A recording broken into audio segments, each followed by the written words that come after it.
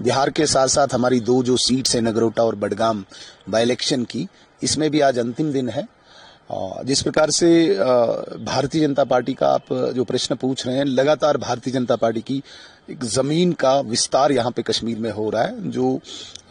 यहाँ पे expansion Bharatiya Janata party की हो रही है। आपने पिछले इन 10-20 दिनों में, चुनावी दिनों में देखा होगा कि नौजवान जो यूथ है वो भारतीय जनता पार्टी के प्रति काफी आकर्षित है, अट्रैक्ट है और उन्हें बहुत ज्यादा उम्मीदें भारतीय जनता पार्टी से। एक बात स्पष्ट हो गई इस चुनाव में कि जो यहाँ स्टेट गवर्नमेंट पिछले 1 साल से है, जिस प्रकार से anti incumbency among all sections of the society, आप यूथ लीजिए, आप गरीब लीजिए, आप मजदूर लीजिए,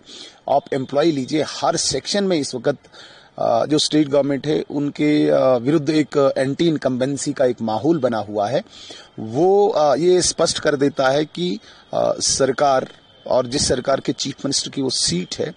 वो बिल्कुल हारने के उस कगार पे है। भारतीय जनता पार्टी का एक विस्तार हो रहा है और हमें पूरी उम्मीद है कि भारतीय जनता पार्टी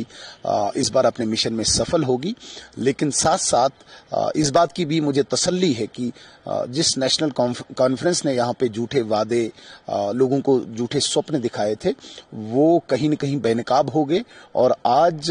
बहुत कठिन, बहुत मुश्किल नेशनल कॉन्फ्रेंस के सामने ये सीट हो गई है। 1 साल पहले अगर हम देखें तो हाईएस्ट मार्जिन नेशनल कॉन्फ्रेंस का इसी सीट पे था।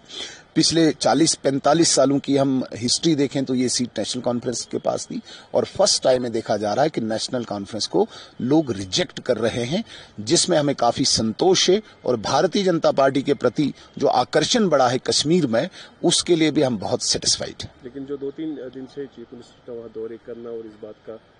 यकीन दिलाना कि बडगाम को काफ़ी डेवलप किया जाएगा, क्योंकि उनको 5-6 साल में काफ़ी नज़रअंदाज किया गया है, कम्युनिटी वोट्स में, दूसरी साइड से पीडीपी भी काफ़ी कोशिश कर रही है। देखिए, आचार संहिता का भी ये उल्लंघन है। जिस प्रकार से एक चीफ मिनिस्टर जाके ये कह रहे हैं कि भाई यहाँ पे यूनिवर्सिटी खोलूंगा, यहाँ पे स्टेडियम दूंगा, ये आचार संहिता का कहीं न कहीं मॉडल कोड ऑफ कंडक्ट की वायलेशन है। इसके लिए हमने ऑलरेडी एक कंप्लेंट भी दायर की है। लेकिन जिस प्रकार से पिछले साल भी उन्होंने बहुत ज्यादा वादे किए थे और उन वादों से मुकर गए। सबसे बड़ी बात जो है स्मार्ट मीटर की, नेशनल कॉन्फ्रेंस के इतने बड़े लीडर ने ये कहा था कि स्मार्ट मीटर यहां नहीं लगेगा और आज ये दावे के साथ कहते हैं जो स्मार्ट मीटर नहीं लगाएगा 200 यूनिट बिजली नहीं दूंगा। तो आज लोग कैसे यकीन करेंगे? जहां तक आप पीपल्स डेमोक्रेटिक पार्टी की बात करते हैं, देखिए पीपल्स डेमोक्रेटिक पार्टी वो पार्टी है जिन्होंने अपनी एंटी नेशनल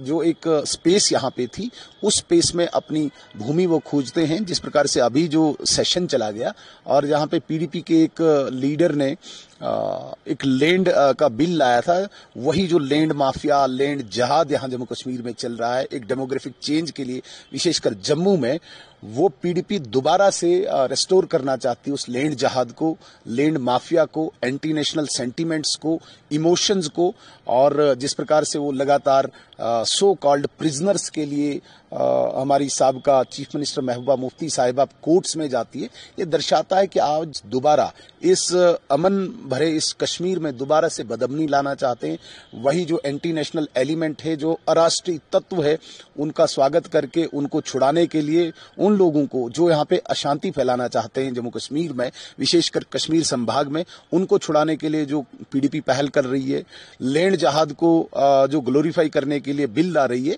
ये उनकी अराष्ट्रीय मानसिकता को दर्शाती है, जिसे लोग रिजेक्ट करेंगे।